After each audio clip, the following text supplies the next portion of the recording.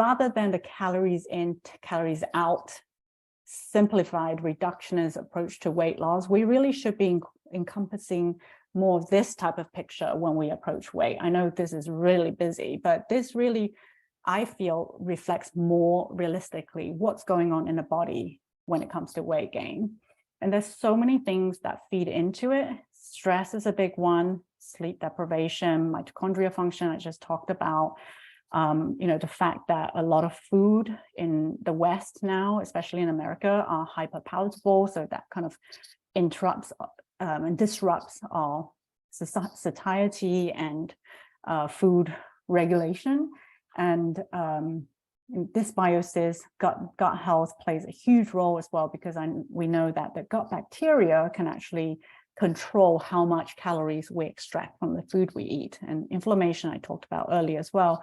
And many of these are linked back to environmental toxins, which can directly disrupt our hormones, which then lead to weight gain, affect our mitochondria, and all of these play into each other as well.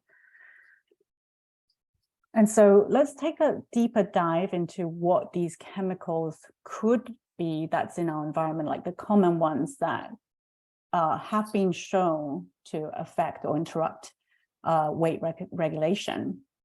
So the definition of obesogens, in fact, let's backtrack a little bit. So the term obesogen was first coined by a researcher down in USC, University of Southern California, called Professor Blumberg, who said that these are chemicals that disrupted normal metabolic processes, and they also increase the susceptibility to weight gain. And the way these chemicals work is that they can alter our metabolism and slow down metabolism. They can disrupt our energy balance. They modify hunger and satiety, so they're acting on ghrelin, leptin, which are very sensitive to inflammation. They can actually change fat cells, and they can program cells that are not supposed to be fat cells to become fat cells from even stem cells.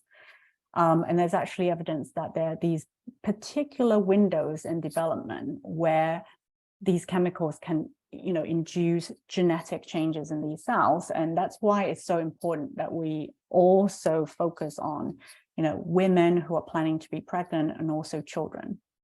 And lastly, these chemicals, as I mentioned earlier, they can disrupt our hormones. They're endocrine disruptors, so they can affect our thyroid hormones. Many of them have been shown to. They can affect our sex hormones and cortisol, and these all play a role in weight regulation.